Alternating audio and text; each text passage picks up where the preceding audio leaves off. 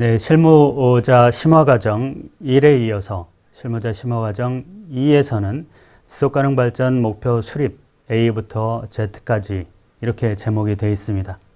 실제 이 이행 매뉴얼을 보면, 그리고 A부터 Z까지를 보면은 다 해결되느냐? 그것은 보장할 수 없습니다. 여러분들이 지역에서 얼마나 이 창의력을 발휘하느냐, 거기에 달려 있겠죠. 그럼에도 불구하고 A부터 Z까지 이름을 붙인 것은 이러한 이 논리 체계, 이것을 익숙하게 해야 이 지속가능 발전 목표를 수립하고 이끌어 가는데 도움이 될 수 있다라는 그런 관점에서 보시면 되겠습니다. 지속가능 발전 이 A부터 Z까지 이 목표 체계를 수립해 가는 것, 지속가능 발전 현황 진단, 비전과 목표, 전략 수립, 지표 개발, 이행계획 작성, 그렇게 우리가 앞서 살펴봤습니다. 그 단계별로 어떤 이 함의들을 우리가 염두에 두고 진행해야 되는지에 대해서 살펴보겠습니다. 지속가능 발전 현황 진단은 보통의 경우는 설문조사로 이루어지죠. 그러한 설문조사는 여러 가지 형식으로 진행이 됐었습니다. 지속가능 발전 목표 SDGs가 수립되기 훨씬 이전부터도 우리 지역의 지속가능 발전 현황을 진단하기 위해서 환경 문제가 어떻습니까? 경제 문제가 어떻습니까? 질문하기도 하고, 그리고 지속가능 발전에 대해서 얼마나 이해하십니까? 10년 전보다 지금 우리 지역의 사회적 지속 가능성은, 경제적 지속 가능성은 어떻다고 생각하십니까? 이런 질문들을 많이 했습니다. 그런데 지속가능 발전 목표 SDGs가 수립이 됨으로써, 확정이 됨으로써 유용한 도구, 유용한 툴이 된다라고 말씀드린 이유는 여기에도 있습니다. 지속가능 발전의 현황을 진단하는 것도 17개의 목표를 활용해 보는 것이죠. 자, 서울시에서 이 SDGs의 우선순위를 시민들에게 물었습니다. 기존의 행정 수요를 조사하는 것, 이것을 이 지속가능 발전 목표를 수립하기 위한 현황 진단을 통해서 행정 수요도 도출해낼 수 있다는 것도 알아낼 수 있었는데요. 자, 17개의 목표 중에 서울시에 가장 우선이 되어야 되는 목표가 뭡니까를 물어보는 겁니다. 3개씩, 3목표씩 골라보십시오. 그렇게 해가지고 이 우선순위를 종합해 본 것이죠. 자, 어디가 제일 많이 나왔습니까? 일자리 문제 8번, 건강 문제 3번, 그보다 약간 높은 지속가능한 도시와 공동체 11번, 그리고 그 다음은 불평등 완화, 이렇게 되어 있습니다. 몇 개 지역에서 이 설문을 진행해 본 결과 유사하게 8번, 또 11번, 3번, 내지는 10번 이런 순서로 나왔습니다. 그러니까 우리가 그냥 직관적으로 생각해 보더라도 지금의 일자리 문제가 심각하다, 건강 문제 챙겨야지, 불평등 문제 심각하다, 이렇게 생각하고, 또 우리와 가까운 이 생활 단위, 도시와 공동체, 이런 것들이 중요하겠다라는 생각을 해볼 수도 있습니다. 기존 방식으로는, 기존의 행정 수요 방식, 조사 방식으로는 이 지역은 노인들이 많이 사시기 때문에 사회복지비를 많이 드려야 됩니다. 예산을 그쪽으로 가야 됩니다. 이런 방식으로 행정 수요를 조사하고 이 실제 정책을 집행했다라고 하면은 이 SDGs를 가지고 우선순위를 정해보니까 막상 그 동네는 노인 문제가 심각한 게 아니라 교통 문제가 더 심각합니다. 이런 결과가 나오는 것이죠. 그러니까 이 17개의 목표를 가지고 물어봐도, 또 세부 목표를 가지고 물어봐도, 또는 각각의 목표 중에 대표적인 쟁점들이 있을 수 있죠. 2번에 도시농업이나 먹거리인데 그것을 뭐 로컬 푸드 아니면은 식품 안전성 이런 것 가지고 물어봐도 되는 것이죠. 그래서 그런 이 방식으로 물어본다라고 하면은 이전의 행정 수요를 체크하는 방식보다 훨씬 유용한 결과를 낼 수도 있고, 마을 단위에서 마을 계획을 수립하는 일도 많은데, 그럴 때도 우리 마을은 어떤 목표가 더 중요합니까? 이런 관점에서 이 스티커 투표를 해봐도 훨씬 유용한, 이전과는 달리 유용한 결과들이 나올 수 있다는 것입니다. 서울시에서도 그냥 SDG 우선순위를 본 데서 그친 게 아니라 행정 수요 조사를 한다고 생각하고 SDGs의 우선순위를 적용해 보는 것. 자, 그것을 서울시에서는 이 4개 권역별로 나눠 가지고 우선순위를 비교해 본 것입니다. 자, 전국적으로 이 SDGs의 우선순위를 물어보면 8번, 11번, 3번, 10번 이 순서에서 크게 벗어나지 않습니다. 그러나 이 지역의 거주 권역별로 나눠보니까 서울은 강남과 강북의 특성이 다르고 동서의 특성이 다른데 이것을 4개 권역으로 나눠본 것이죠. 자, 그랬더니 큰 틀은 벗어나지 않을 수 있으나 8번 목표의 이 우선순위가 서로 상대적으로 달리 나타나는 것을 볼 수가 있습니다. 3번도, 11번도, 10번도 마찬가지입니다. 조금 더 구체적으로 가보면 16번에서 차이가 나기도 합니다. 자, 그러니까 이런 도구를 활용해 본다라는 것이 조금 더 들어가 보니 다릅니다. 가령 화성시의 경우도 새롭게 신도시가 형성된 곳과 기존의 원주민들이 많이 사시는 곳과 서로 우선순위가 다를 수 있는 것입니다. 자, 거주 권역만 그럴까요? 성별 우선순위를 서울시가 보니까 역시 8번, 3번, 11번 여기에서 크게 달라지지는 않습니다만은 성별의 격차가 상대적으로 나타난다라는 것을 알 수가 있습니다. 그러니까 얼마나 다양한 사람들이 얼마나 이 다양한 목소리를 내는가에 따라서 이 17개의 목표가 이 우리 지역의 현실을 잘 반영하는 것인지 그렇지 않은 것인지를 결정한다라는 것을 아실 수가 있을 것입니다. 저 성별뿐만이 아닙니다. 연령별, 소득별, 서울시에서 거기까지 들어가 보니 훨씬 다른 결과물들이 나타난 것이죠. 그러니까 이 지속가능 발전 목표를 수립해 나가는데 지속가능 발전 현황을 진단해 본다라는 것에 다른 많은 중장기 기본 계획들을 수립할 때 있었던 우리 지역의 역사적 배경부터 인문 지리적, 사회 경제적 그런 배경들을 다 검토할 것입니다만은 그것을 참고하고 주관적인 인식을 어떻게 측정할 것인가 이런 방식으로 설문조사를 진행할 수 있겠죠. 자, 두 번째는 비전과 목표 전략을 수립해 가는 단계입니다. 자, 우리가 비전과 목표가 중요한 이유에 대해서 나와 있는데요. 자, 어떤 이 경영학 책에서도 가장 우선적으로 주장하는 것이 조직의 목표를 공유하는 것이 중요합니다라고 얘기를 하고 있습니다.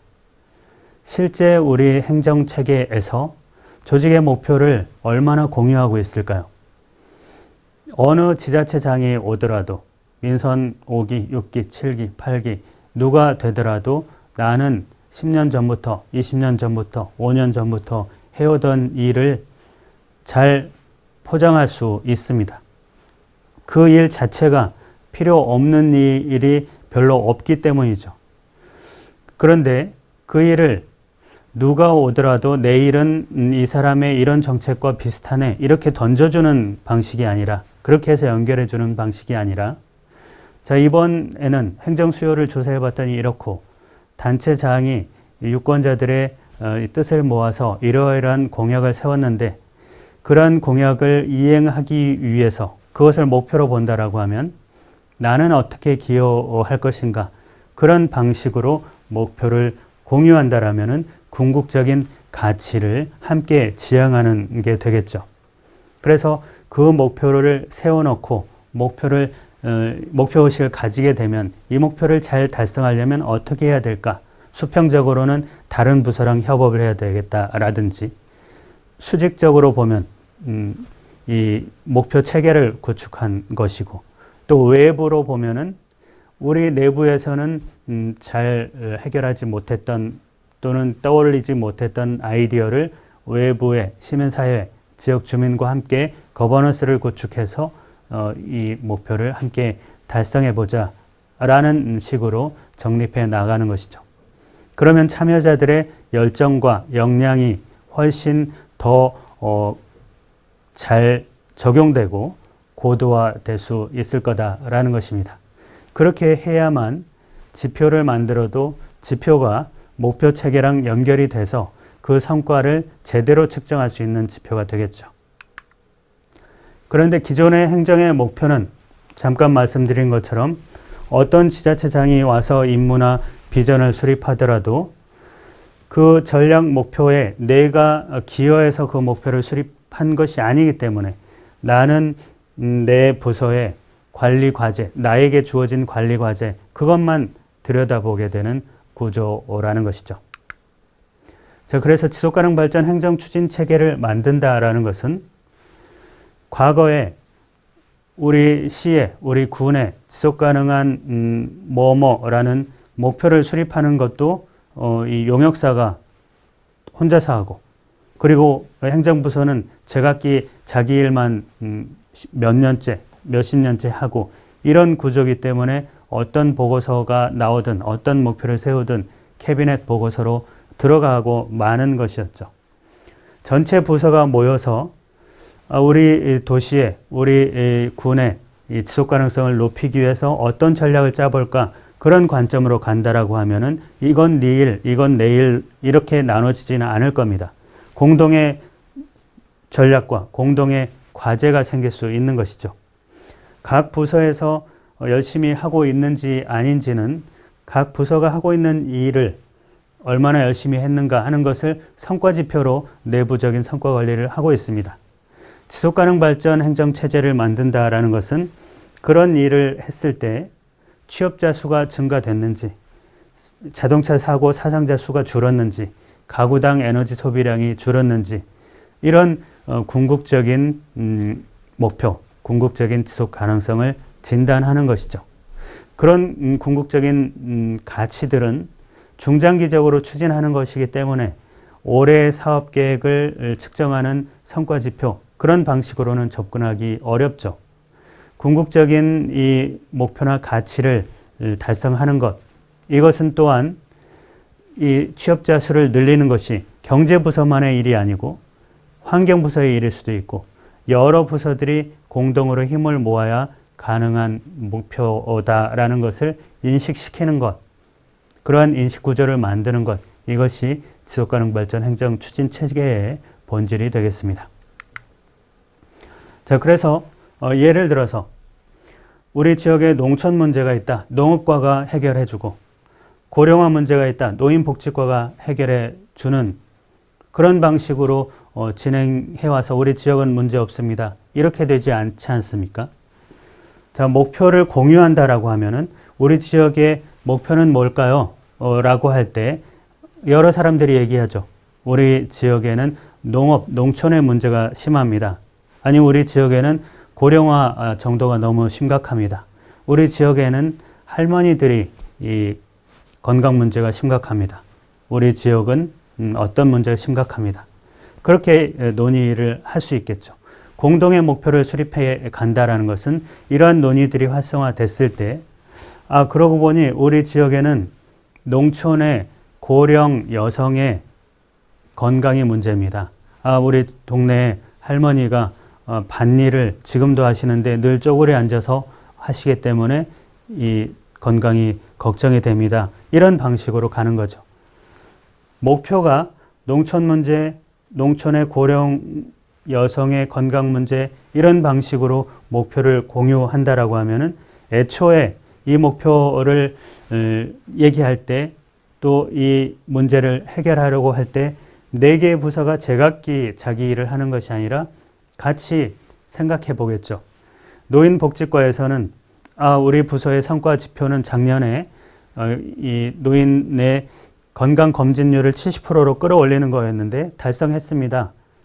그렇게 접근하지 말고 농촌에서 여전히 일하고 있는 분들의 그 건강, 이분들이 밭일을 하느라고 안 오시니까 찾아가는 건강검진 서비스를 해보자. 이런 방식으로 문제를 해결할 수 있겠죠. 보건소에서는 작년에 이 보건지소 2개 만드는 게 목표였는데 달성했다. 성과지표 달성했다. 그렇게 얘기할 수도 있지만 이런 방식으로 목표를 공유해 본다라고 하면은 산간벽지에 보건지소를 더 설치하는 것이 중요하겠습니다. 이렇게 생각해 볼 수 있다는 것이죠. 자, 그래서 그런 목표를 어떻게 수립해 갈 수 있을 것인가? 앞서 말씀드렸죠.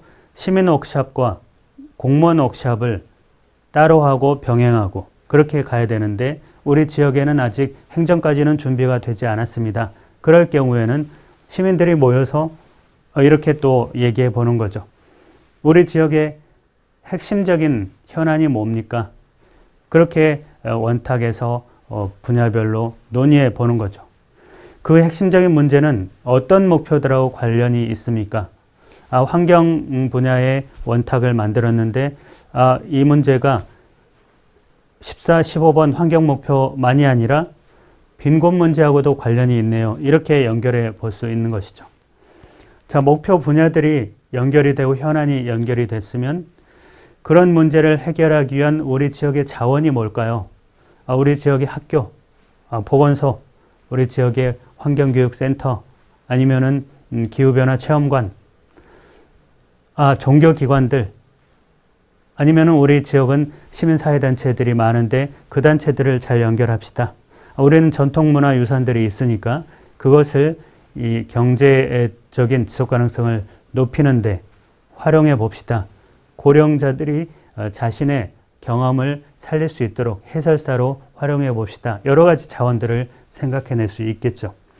그렇게 자원을 연결하다 보면은 각 목표와 관련해서 구체적인 전략들이 나올 수가 있습니다. 그 전략들을 가지고 1번 목표 영역에 전략이 한 대여섯 개 나왔다. 그 중에 두세 개를 압축해 봅시다. 자, 그 중에 이 두세 개를 상징할 수 있는 목표 문구를 한번 만들어 봅시다. 그런 방식으로 가면은 1번 목표는 뭐, 2번 목표는 뭐, 그리고 각각의 목표마다 전략들이 붙는 방식. 그 전략들이 UN SDG 차원에서는 세부 목표가 되는 것이죠.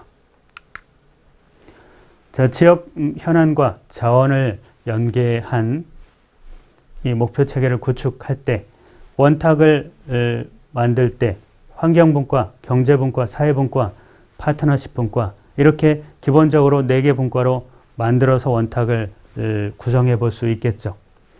각각의 분과에서는 핵심적으로 다뤄야 될 목표가 있고 연관지어서 다뤄야 될 목표가 있을 수도 있습니다.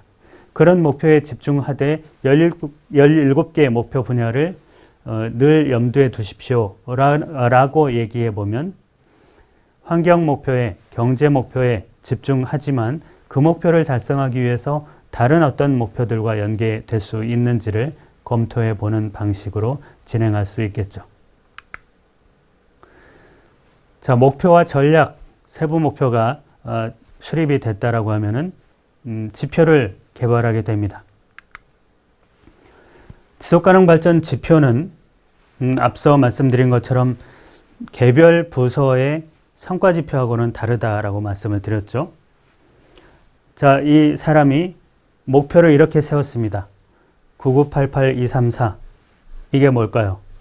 99살까지 팔팔하게 살다가 2, 3일 안에 죽는다. 이런 얘기를 담은 그런 이 숫자입니다.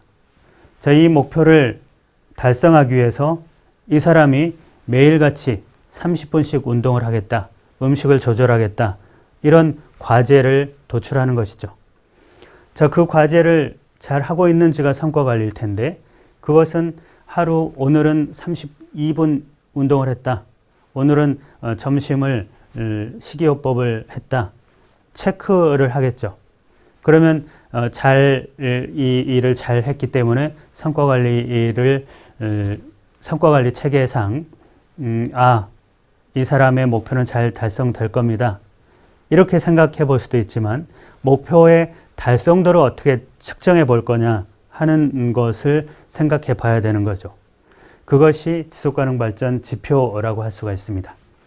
열심히 30분간 운동하고 음식을 조절했는데 그래서 궁극적으로 근육량이 늘어났습니까? 이거를 체크해 보면 이 목표를 잘 달성해 갈 수 있는지를 가늠해 볼 수 있는 것이죠. 자, 이런 방식으로 행정의 목표 체계와 연결시켜서 지표를 생각해 보는 겁니다. 자, 종로구의 예시를 다시 들어볼까요? 종로구는 건강하고 행복한 웰빙 도시라는 목표 하나를 갖고 있습니다. 그 목표를 달성하기 위해서 어떻게 할 것이냐 논의를 합니다. 관련 부서들이 그러면은 운동하는 도시로 만들어야 되겠습니다. 걷기 좋은 그런 길을 많이 만들어야 되겠습니다. 그렇게 해서 걷기 좋은 길을 20개, 30개를 발굴을 했습니다. 자, 걷기 좋은 길을 아무데나 만들어서 올해 목표를 30개 이렇게 잡았으면은 또 어떤 데를 길을 선정을 해가지고 31개 목표 달성 이렇게 하는 것이 기존 방식이었다라고 하면 그런 성과 관리만이 아니라 그렇게 길을 만들었을 때 과연 어떤 영향이 있었는지 종로 구민의 이 건강 검진을 해봤더니 생활습관병 유병률이 떨어졌습니다. 이것이 궁극적으로 바라는 것이죠. 그래서 어떤 일을 열심히 했는가 이거는 행정부서 내부에서 성과관리 차원에서 늘 해마다 측정을 하고 평가를 하겠습니다마는 그런 일들이 궁극적으로 어떤 영향을 주었습니까? 그걸 보고자 하는 것이 지속가능 발전 지표인 거죠. 자, 그렇기 때문에 그런 지표를 늘 등대처럼 보면서 행정부서에서 그 등대가 깜빡거리는 걸 보면서 그 지표가 낮아지면 높아지면 우리가 하고 있는 일 성과관리에 들어있는 그 일의 방식을 바꾸거나 일의 종류를 바꿔야 되는 것이겠죠. 그게 이겁니다. 등대가 지속가능 발전을 알려주는 지속가능 발전 지표라고 해보죠. 그러면은 그 지표는 실업률이라는 지속가능 발전 지표를 계속 깜빡거리고 있습니다. 이 등대를 보고 가는 저 배가 행정입니다. 지자체입니다. 이 지자체 내에 경제부서도 있고 환경부서도 있습니다. 이를테면 경제라는 노를 젓고 있는 선원이 있고 환경이라는 노를 젓고 있는 선원이 있습니다. 과거에는 망을 보는 한 사람이나 선장이 이 등대를 보면 충분히 이 문제가 해결이 됐을 것입니다. 지금의 문제는 다양하고 복잡하고 역동적이어서 선원 한 사람만, 선장 한 사람만 그 지표를 보는 것으로는 문제가 해결이 되지 않는다는 거죠. 그래서 누구라도 그 등대불을 계속 봐야 되는 것입니다. 자, 경제부서가 재취업 희망자를 교육하는 일을 하겠습니다. 그 성과 지표는 교육생 수입니다. 지난 10년간 계속 교육을 해왔습니다. 교육생 수가 누적 10만 명이 됐습니다. 그런데 왜 취업자 수는 늘지 않을까요? 이렇게 얘기가 되는 거죠. 그러면은 그 지표를 보면서 경제부서에서는 그러면은 재취업 희망자 교육은 이제 그만두고 내년부터는 이 중소기업 인턴십 협약 사업을 더 많이 해야 되겠다. 그렇게 생각해 보자라는 거죠. 그 등대를 같이 보고 있는 환경부서에서는 우리도 폐기물 처리 잘하고 있지만 환경 일자리도 한번 고민해 보자. 그렇게 생각해 볼 수 있게 만들자라는 것이 지속가능 발전 행정체계, 지속가능 발전 목표와 지표 체계가 되겠습니다. 자, 이행계획 작성입니다. 자, 이행계획은 지금까지 말씀드린 것처럼 행정체계를 목표 중심의 체계로 바꿔 간다라는 것의 의미를 행정의 사업 계획에 반영하는 것입니다. 자, 이를테면은 앞서 나왔던 것처럼 전략들을 세우는데 우리 SDG 체제에서는 세부 목표로 되어 있죠. 그 전략들을 공유하면 세부 사업들이 이 공동으로 나타날 수 있습니다. A라는 세부 사업은 A라는 부서 1대1로 매칭되는 것이 아니라 그 세부 사업들이 여러 부서에 걸쳐 있을 수도 있는 것이죠. 이것이 지속가능 발전 목표 체계의 의미라고 볼 수 있는 것이죠. 자, 이것을 환경 분야 목표로 한번 더 들어가 보죠. 전략을 기후변화, 기후보호, 선도도시, 이행 과제가 여러 가지가 있지만 그 중에 온실가스 배출량을 줄인다는 것, 그 이행 과제를 달성하기 위한 개별 부서의 사업들이 연결이 돼 있죠. 자, 그러한 사업들은 성과 지표에 연결이 돼 있습니다. 자, 목표를 공유했을 때 자기들이 각 부서가 하고 있는 일들을 어떻게 붙여갈까? 그러니까 1대1로 매칭되는 게 아니라 각각의 이행 과제나 단위 과제가 서로 중복되거나 중첩될 수 있게 나타날 수도 있을 것입니다. 자, 이것을 지표 체계로 볼까요? 지속가능 발전 지표에 온실가스 배출량이라는 것이 등대 지표라고 하면은 각 부서에서 성과 지표로 빈곤층 지원, 보급수, 설치 건수 이렇게 해왔던 사업들이 있는데 그 사업들을 열심히 해도 온실가스 배출량이 줄지 않는다라고 하면은 현재 하고 있는 단위 과제나 세부 사업들을 바꾸거나 다른 방식으로 하게 되는 그런 논리 구조를 보여주고 있는 것입니다. 자, 여기까지 정리해 볼까요? 지속가능 발전 현황 진단에 대해서 알아봤는데 행정 수요를 조사하는 차원이라고 접근해 보자라고 말씀드렸습니다. 지속가능 발전 목표, 전략 이런 것들을 세우는 것은 행정의 목표 체계를 전환하는 것이다라고 말씀을 드렸습니다. 지속가능 발전 지표나 이행계획을 점검하는 것은 유기적으로 연결될 수 있는 그런 고리가 있다라는 점도 말씀을 드렸습니다. 자, 여기까지 정리를 하고요. 자, 여러분들의 질문과 답변으로 마무리를 하겠습니다. 수고하셨습니다.